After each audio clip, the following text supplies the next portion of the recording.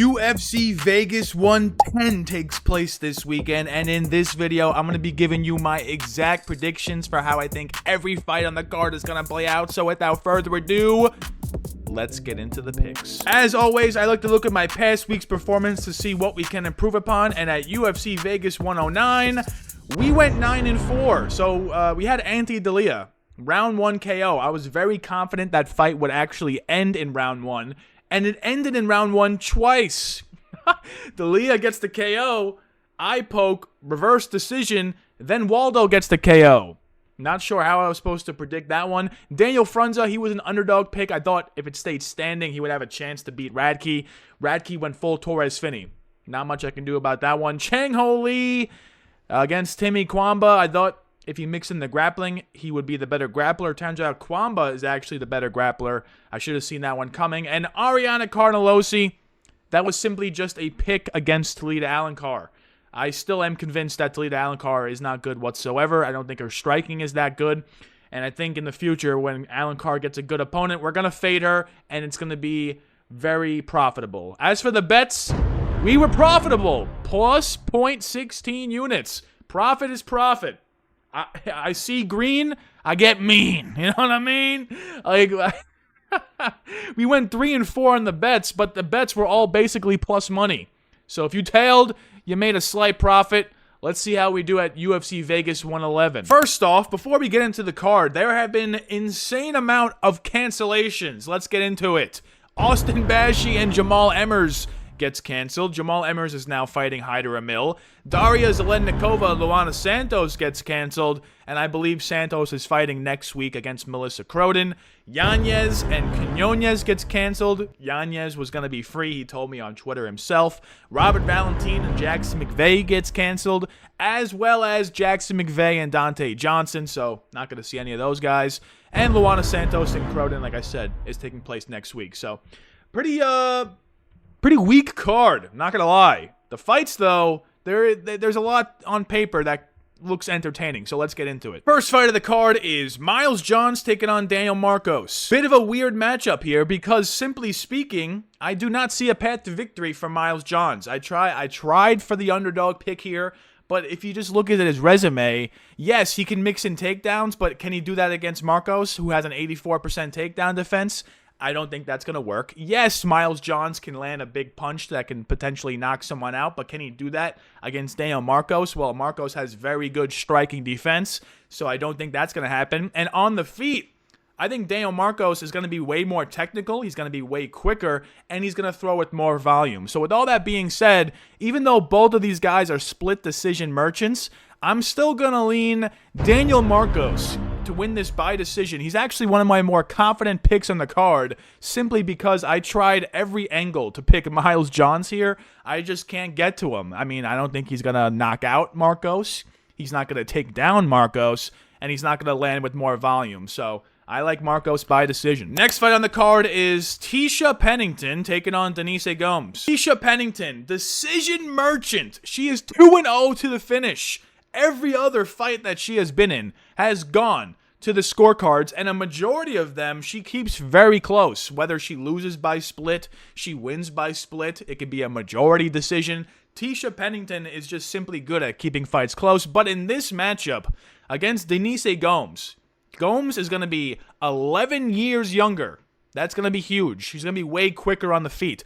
Denise Gomes also has way more finishing ability. So I think she can land a big shot that can turn the round in her favor. I think she can get takedowns on Tecia Pennington. She's got a 62% takedown defense. I think Gomes can get her to the ground as well and win minutes there. I low-key even think Denise Gomes can find the finish against Pennington. I know she's never been finished, but this is the apex after all. I'm not sure why the line is so close.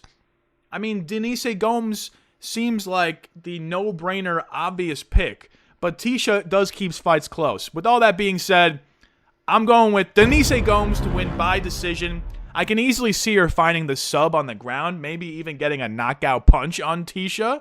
Ticia's given up 9 takedowns in her last 2 fights. That is the path to victory for Gomes. I think she's going to do it. and I think she wins. Next fight on the card is Josh Hokit taking on Max Gimenis. This seems like the UFC is just force-feeding a win to Josh Hokit after his nice Contender Series performance. He got a knockout in round 2 with vicious ground and pound. And if you look at Josh Hokit, former NFL player, he shot for 13 takedowns on the Contender Series. And I feel like if he does that here, he's going to find the ground and pound KO finish. If you look at Max Gimenis, high-level BJJ practitioner, and the last guy we saw enter the UFC as a heavyweight with BJJ as his background in his debut was Marcus Buchecha, and we saw how that worked out. It's not going to work out here. Josh Hokit is simply just not going to get submitted. That is not an outcome I see as a possibility, and if that's not a possibility, I'm going with Josh Hokit to win this by KO. I think he's just going to go for takedown after takedown after takedown, land vicious ground and pound. Max Gimenis hasn't fought anyone the level of Josh Hokit in his career yet, and it just seems like a no-brainer. Josh Hokit wins by finish. I'd like Josh Hokit just to win straight up. Next fight on the card is Mayra Bueno Silva taking on Jacqueline Cavalcanti. Jacqueline Cavalcanti has made me piles of money over her UFC career because she's just so good. She's one of those women's mixed martial artists that you watch and you're like, wow, maybe WMMA actually has a chance to be entertaining. Yes, she's never really finished anyone in the UFC, which is a big concern for laying minus 250 chalk on her. She's not really a finisher, but if you watch her fights, she's winning clean decisions. She's consistently the better striker. She has good takedown defense, 84%. She has great striking defense. She doesn't really get hit often, 70% striking defense. She's going to be 6 years younger than MBS, and she's going to have the height and reach advantages. So I'm not really sure how MBS wins. MBS doesn't really have good striking. She doesn't really shoot for takedowns, and that's the only way she's going to win this fight. 29% takedown accuracy. MBS's cardio also falls off a cliff after round 1. After round 2, she got TKO'd by Macy Chiasson with an elbow. So even though Cavalcanti is a decision merchant, I can low-key even see Cavalcanti getting the KO finish. With all that being said, I'm going with Jacqueline Cavalcanti to win by decision. One of my more confident picks on the card. I understand Cavalcanti, this is her biggest step up in comp, but I also don't think MBS is very good at all. I know it's a huge plus money number for MBS, plus 210, but I think that's warranted. I think MBS can only really win if she finds a sneaky sub in the first round. Other than that, she's probably going to get KO'd later or just lose by decision. Next fight on the card is Jamall Emmers taking on Hyder Amil. We just saw Hyder Amil 4 months ago get knocked out cold with a brutal knee by Jose Delgado, and on a 4-month turnaround, he's fighting another power puncher in Jamall Emmers. So I like Jamall Emmers a lot in this one. He's going to have the 4-inch reach advantage. I feel like he can mix in a takedown, as can Hyder, and he's got big KO power, as does Hyder. How do I think this is going to play out? Well, if I got KO'd 4 months ago, I would be fighting way differently. All right, as Hyder Amil, all we really know him to do is move forward, rush the pocket, and get you against the cage and try to land a KO on you. Can he do that here after getting knocked out 4 months ago? I don't think so. I actually think Hyder Amil is going to fight a safer game plan that's going to include mixing in takedowns potentially. That might lead him to gas out earlier than expected. And I think Jamall Emmers, that 4-inch reach advantage, is going to play a huge factor in this fight. I think Jamall Emmers can actually get the knockout himself. A lot of people taking Hyder Amil, I understand. You know, we did see Jamall Emmers get chinned by Nate Landwehr. He does make low IQ decisions at times. You know, sometimes it's hard to trust a guy that you've seen just make horrible decisions inside the octagon. But Hyder Amil also makes weird decisions inside the octagon, and I feel like he's just going to fight a little differently, which might get him chinned early. So even if he doesn't fight differently, I think he gets chinned early. Give me Jamall Emmers as the first underdog pick. Next fight on the card is Marco Tulio taking on Christian Leroy Duncan. When I first examined this matchup, my first instinct was to take Leroy Duncan, because he's got the 2-inch height advantage, 5-inch reach advantage. He has the UFC experience edge. He's fought a much better brand of comp. We've also never seen Marco Tulio taken down, and CLD, his background low-key is jiu-jitsu, so he can maybe find some takedowns here. But after analyzing the tape and just seeing how these guys fight, I don't actually know how Marco Tulio loses. Yes, CLD can mix in takedowns, maybe. But if you watch CLD fight, whenever someone pressures him with power, he kind of doesn't like that. And Marco Tulio, he's going to throw with double the volume that CLD does. Marco Tulio is going to throw with more power than CLD does. Marco Tulio has been training at Shooter Box with Ian Gary and all those fellas.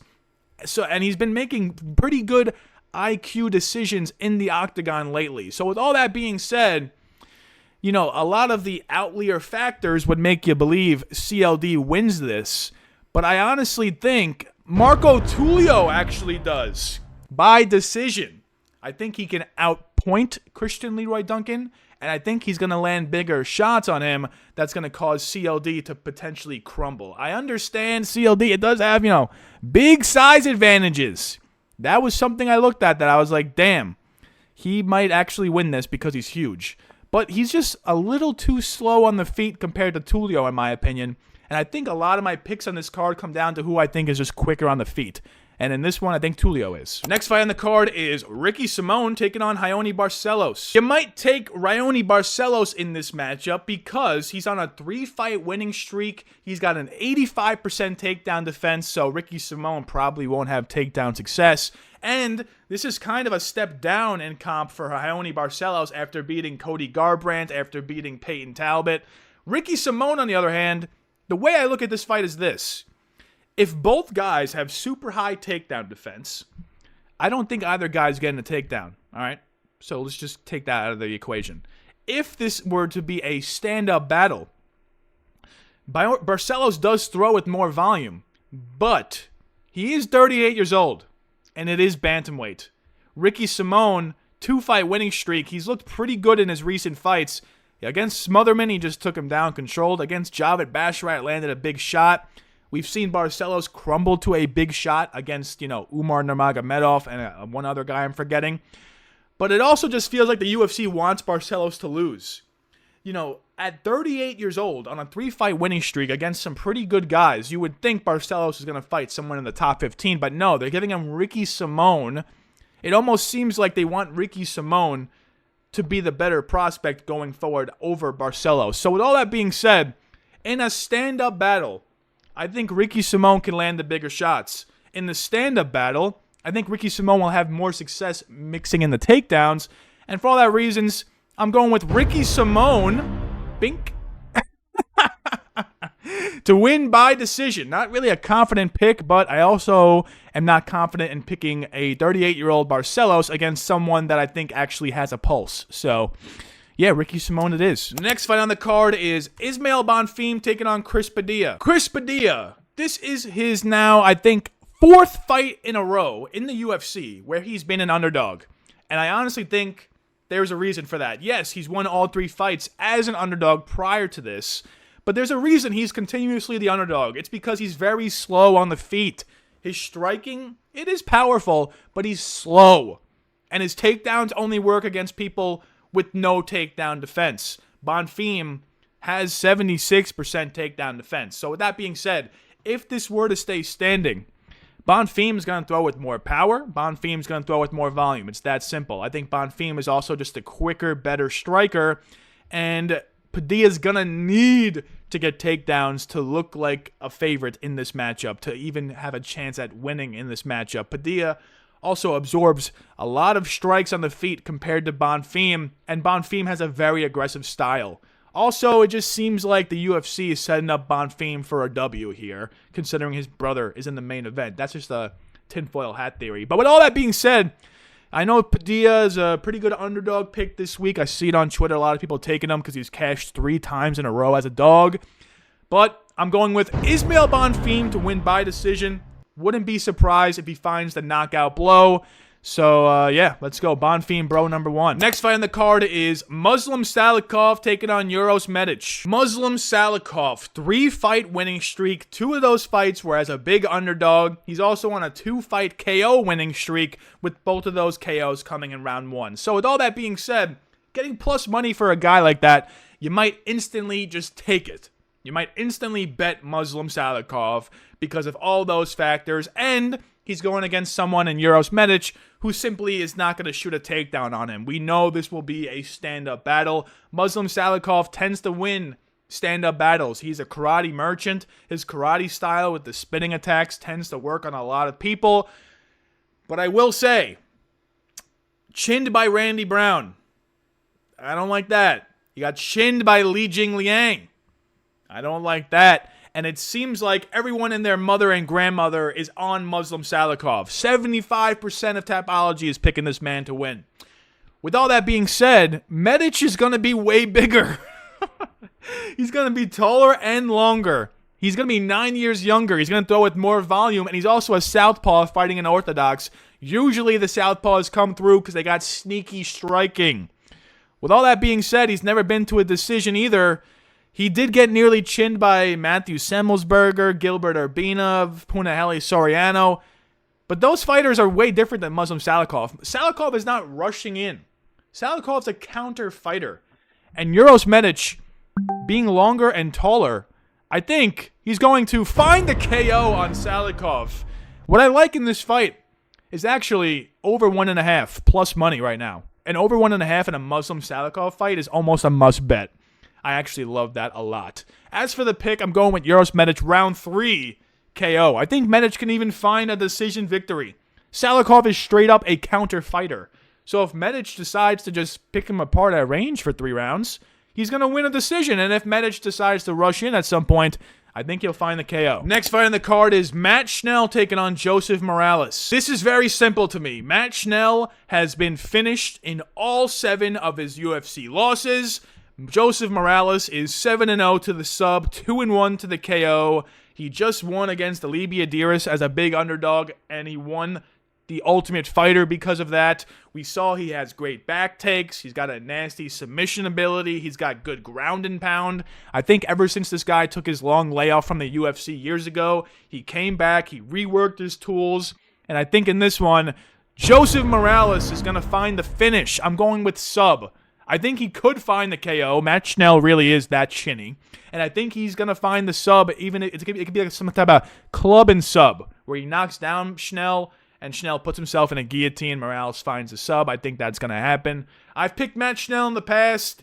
You know, if you've been watching this channel for a couple of years at this point, you would know I picked Matt Schnell against Steve Ursig. And ever since then, I'm like, yeah, this dude is unpickable. So with all that being said, Morales, very confident. He finds the finish, just wins straight up, let's get it. Hello, this is Fins from the future. There seems to be a new fight added to this card. We got Jackson McVeigh taking on Zachary Reese. Zero research into this matchup. My first thoughts are, it seems like Zachary Reese should win this one. I think the betting line is going to make Zachary Reese the favorite. I mean, Jackson McVeigh doesn't really have the best striking. His really only upside is to maybe find a sneaky sub. Zachary Reese, one of the chinniest guys on the roster, but I don't think Jackson McVeigh has the power to clock him cold. So Zachary Reese, I think, will also have the size advantages. I like Zachary Reese in this matchup, and I'm going to take him probably by, let's say, decision. In the main event, we got Gabriel Bonfim taking on Randy Brown. The question we have to ask ourselves in this matchup is Randy Brown the guy to out-cardio Gabriel Bonfim? I think the answer is no. I know Bonfim is going to have a 2-inch height advantage, 6-inch reach advantage. He's got a 73% takedown defense, but people that actually continuously try to take him down always get him in bad spots. Elizu Dos Santos got his back early in that fight, I think round 2. If Bonfim gets there, he's fine in a sub. Randy Brown almost got KO'd by Dalby. Yes, he KO'd him in round 2, but he almost got KO'd in round 1. 54% striking defense. I don't like that. Bonfim has sneaky power on the feet. I know he's mainly the submission Bonfim, and Ismael is the KO BONFIM, but Gabriel has good striking as well. I think Gabriel's going to go in there, mix in takedowns quick. He averages 4+ a fight. Try to find the sub. He averages over 1.6 sub attempts per fight, and I think he will find the sub. The only reason I would think about taking Randy Brown is if I thought he had a chance to keep this fight standing for long periods of time. I don't think so. I think BONFIM knows what he needs to do to win. He knows he needs to get the takedowns. He knows he needs to find the sub on Randy Brown. He's been looking a lot better in his recent fights, like against Chaos Williams. So I'm going with Gabriel BONFIM to win by sub. I'm going with round 2. I think he needs to get it in the first 3 rounds, or it's going to look very, very questionable in rounds 4 and 5. Maybe Randy Brown, like rounds 4 or 5 KO is an interesting thing, but I think BONFIM is just the better fighter. So I'm going with him. New segment alert. This is everything that is like crazy that I can see happening on this card that I didn't necessarily predict. Emmers and Amil ends in round 1. I just think that, I mean, if Hyder Amil doesn't fight like he usually does, he's going to get knocked out. And if he does fight like he usually does, someone's getting knocked out. So yeah, there's that. Marco Tulio finds a finish. You know, CLD survived against RoboCop, but I don't know if he can survive against Marco Tulio. Uros gets a first decision win in his UFC career. Muslim Salikhov, notorious counter-striker. So if Medic just fires him at a distance, he can win a decision. BONFIM brother parlay hits. Ismael BONFIM against Padilla. I think that's free. Gabriel BONFIM a little more sketchy in the main event, but I still think he finds the sub. And my confident takes for UFC Vegas 111. We got 3, and it's a KO, a sub, and decision. Let's get into it. Daniel Marcos, moneyline, taken by decision. I just think he's way better than Miles Johns. I don't understand this at all. Josh Hokit, moneyline, taken by KO. This seems like a force-fed win, so yeah. Joseph Morales, moneyline, taken by sub. You know, last week I did this. All 3 money lines hit, but the methods were all different. You know, I had Billy Alicana by decision. He wins by sub. Dante Johnson by KO. He wins by sub. So maybe don't do the props. I do like all 3 of these guys to win. And my sneaky takes for this card, there's actually not many. I only have 1 underdog pick. This is cooked. This is cooked. This is a cooked card. Cursed card. Jamall Emmers money line. Even he I'm not like overly confident about. I just think Hyder Amil should not be a favorite against him. And Gabriel BONFIM by sub. That's how I think he wins. If he doesn't get the sub, I don't think he actually is going to win. But I think that's the most likely thing to happen.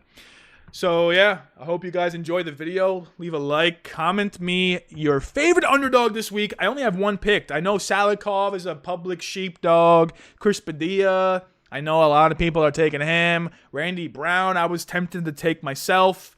You know, there could be some dog value. I'm just not seeing it myself. So let me know what you think in the comments, and let's make some shmoney.